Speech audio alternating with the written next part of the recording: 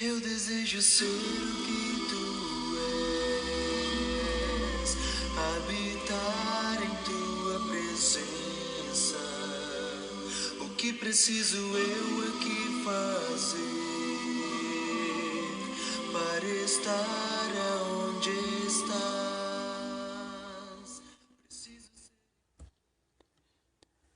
Olá, irmãos e amigos. Estamos juntos mais uma vez para o nosso café com Deus. Meu nome é Edivaldo e hoje gostaria de compartilhar mais uma meditação baseada no livro de Atos, capítulo 16, versos de 1 a 5. Assim diz a palavra do Senhor. Chegou a Derbe e depois a Listra, onde vivia um discípulo chamado Timóteo. Sua mãe era judia, convertida, e seu pai era grego. Os irmãos de Listra e Icônio davam bom testemunho dele. Paulo, querendo levá-lo na viagem, circuncidou-o, por causa dos judeus que viviam naquela região, pois todos sabiam que seu pai era grego.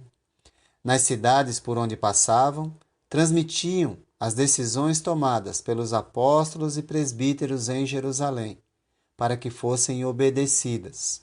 Assim, as igrejas eram fortalecidas na fé e cresciam em número. O que traz crescimento e maturidade para a nossa vida? Nesse trecho, vemos que Paulo e Silas, ao visitarem os irmãos das cidades de Derbe e Icônio, encontraram um discípulo chamado Timóteo, que tinha um bom testemunho dos que viviam naquela região.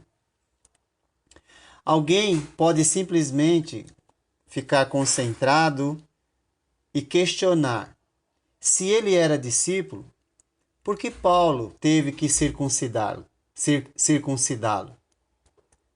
Bom, os judeus que viviam naquela região viam Timóteo como um judeu. Ele era discípulo de Jesus, mas era judeu de etnia. Afinal de contas, ele era filho de uma judia. Um judeu não circuncidado seria considerado um apóstata, ou seja, um desviado.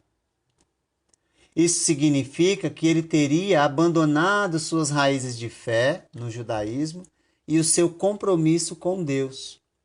Então, isso seria ou teria se tornado um obstáculo, uma barreira para ele pregar o evangelho entre os judeus nas sinagogas. Paulo sabia que a circuncisão não era uma questão de salvação, mas simplesmente uma questão do judaísmo, e Timóteo era judeu. Mas quando alguém impunha qualquer mandamento da lei para a salvação, ele dizia: ouçam bem o que eu, Paulo, lhes digo. Caso se deixem circuncidar, Cristo de nada lhes servirá. Em Gálatas 5, verso 2. Paulo não está se contradizendo ao dizer isso. Ele está somente sendo sensível aos sentimentos dos judeus em Atos, não querendo causar nenhum mal-estar entre eles. E, sobretudo, acima de tudo, para não fechar as portas para a salvação desses judeus através da pregação do Evangelho, para que eles se tornem também discípulos de Jesus. Enquanto na carta aos Gálatas, alguns cristãos judeus estão impondo aos gentios a circuncisão como meio de salvação, e ele vai frontalmente contra isso. A questão é, se aquilo que eu faço vai servir de tropeço para alguém, deixamos de fazer.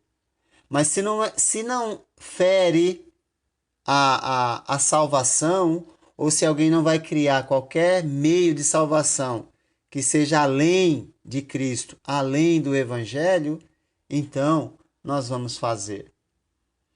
Agora, como alguém pode se tornar uma barreira, um impedimento para a pregação do Evangelho?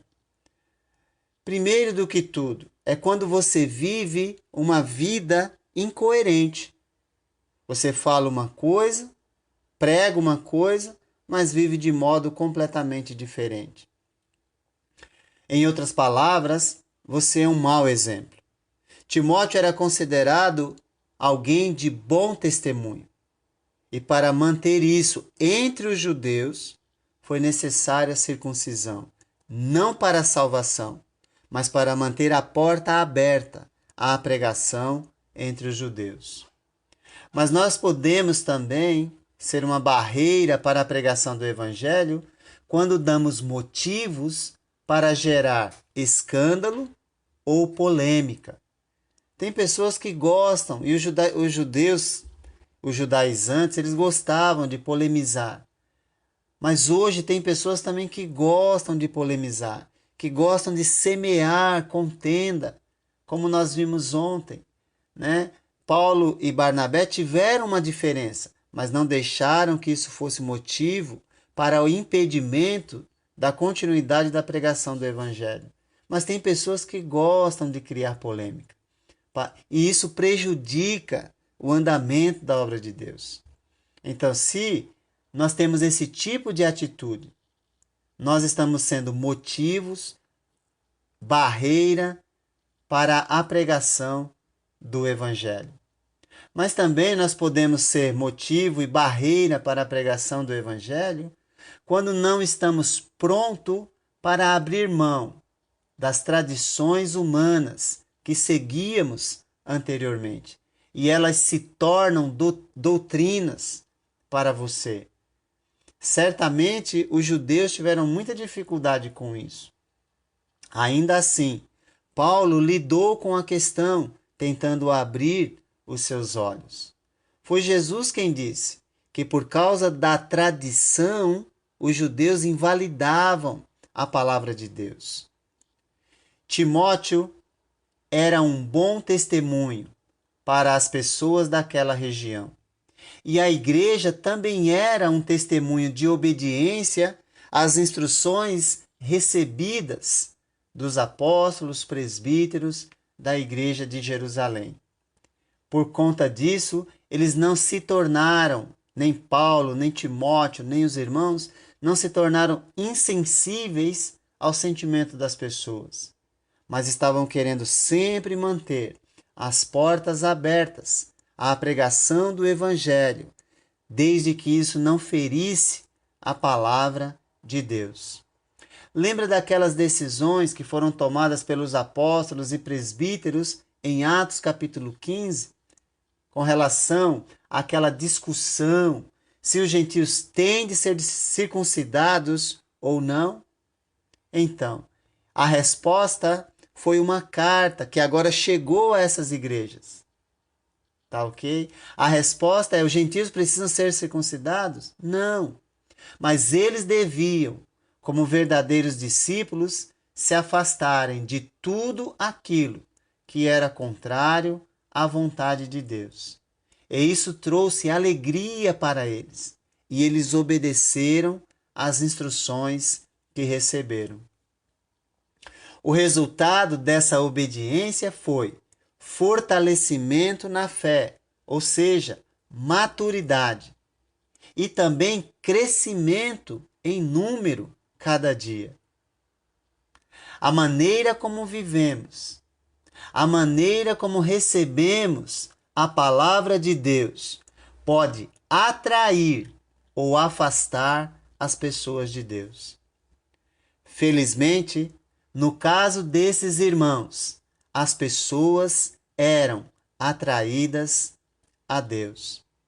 Então pense no testemunho que você está dando. Se isso tem atraído as pessoas para Deus ou afastado as pessoas de Deus. Como as igrejas, elas foram fortalecidas nesse momento? Unicamente pela obediência à palavra de Deus. Não basta ler, é necessário obedecer. Como essas igrejas cresciam em número, ou seja, como mais pessoas eram acrescentadas pela obediência à palavra de Deus. Não basta ler, é necessário, como Timóteo, dar um bom testemunho, ou seja, viver aquilo que prega.